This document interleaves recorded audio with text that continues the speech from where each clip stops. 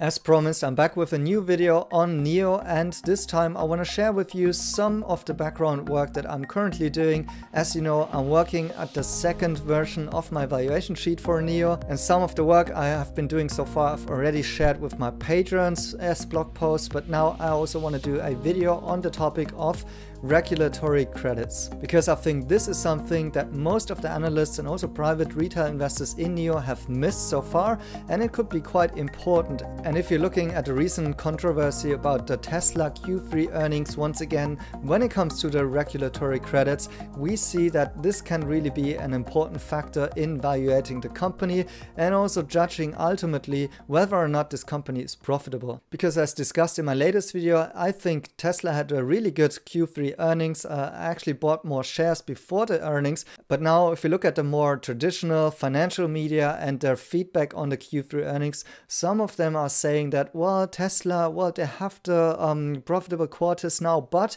without regulatory credits, so meaning that they get actually paid for the EV credits that they can sell to other OEM makers who are not having carbon-free cars on the roads yet, and they need to get those credits in order to avoid penalties. Then if Tesla wouldn't be able to sell those credits to those manufacturers, then they wouldn't be profitable. But I fully agree here with Ross Gerber, one of the Tesla bulls, who's saying this.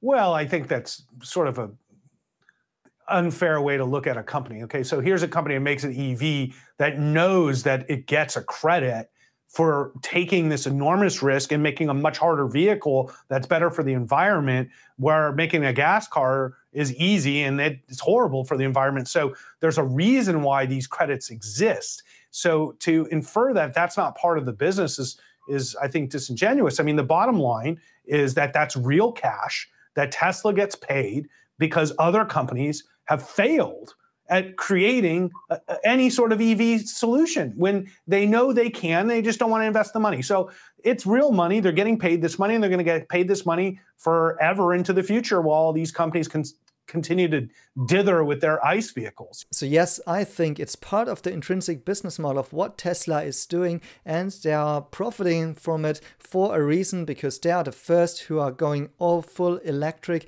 and so they should be profiting from it. And these are some valid revenues that Tesla is generating there. And I also disagree with the fact that without them they would actually be not profitable. Once again, I think similar to what Amazon was facing before, people are just not getting the company. They don't understand that Tesla, with those high margins now, they could be profitable as they like, but what they do is they invest most of the money into the fast growth actually. And same here with the regulatory credits. You need to adjust them for the taxes. So the tax rate that Tesla is paying around 33%. If you adjust it to those taxes, you would see that Tesla's net income would even still be positive without those regulatory taxes, and also after effects like paying Elon Musk with his share options here. So yes, Tesla is profiting massively from those regulatory taxes right now, but I think the part that most people are missing here is that actually the same thing applies to NIO, and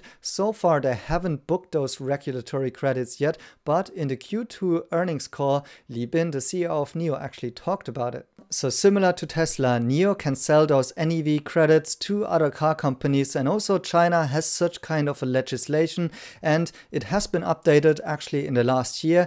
And Li Bin mentioned during the earnings call that in 2019, so last year, NIO got around 100,000 of NEV credits, and this was actually expected to be worth 120 million renminbi. So roughly $18 million, and this is for selling around 20,000 cars. So this means with each car sold, NIO generates around $900 in NEV regulatory credits that they can actually sell to other OEMs. And Li Bin also mentioned that he is expecting that the price for those credits is actually going to rise, and that this year NIO is about to double actually the regulatory credits that they are earning. So they get around 200,000 this time, and this would now reflect in about $40 million that NIO will be able to sell. So I am assuming here in my calculation that now it would be around 950 US dollars. And writing this forward till the year 2025, and this is just based on my not updated chart yet regarding the NIO sales and the estimations and so on.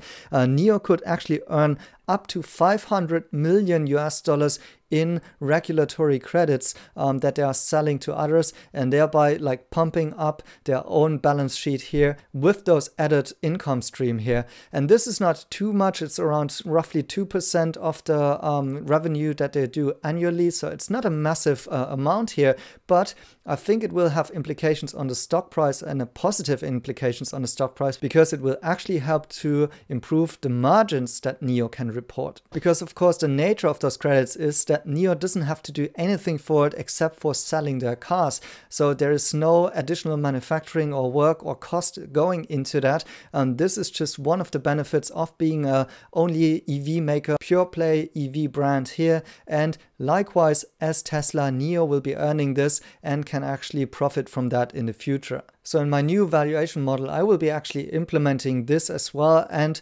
this will probably be based on higher sales numbers and estimations, because I still have to get the battery as a service update here into this valuation sheet as well. So in general, this is good and unreported news. And I think in Q3 or Q4, we will see the first sales of those regulatory credits, and they will be reported obviously. And in the future, they should be more continuous as well, and helping to improving the margins for NIO and in general, also thereby improving the stock price and valuations here by analysts in general. Once again, similar to Tesla, I think this is part of the intrinsic business model of NIO, and therefore I don't agree that this should be downplayed or not be added to incorporating it on the margins, although Li Bin mentioned that they will not include it on the vehicle margins, instead in the overall gross margin. So that's also a more transparent move in contrast to what Tesla is doing here. On the other hand, I don't really care in which aspect it will be included. It's money, free money that they're getting because of their being first. And obviously in the future, the faster they can put out more cars on the road, the more credits they will be earning, because this also means that on the timeline, they have now this advantage that they are first to mass producing the electric cars, and thereby they are the first to get those credits and can be selling them into the range of other OEMs that have not the ability to sell electric cars as fast. So I hope you liked this little bit of news. Enjoy your Sunday and see you in the next one.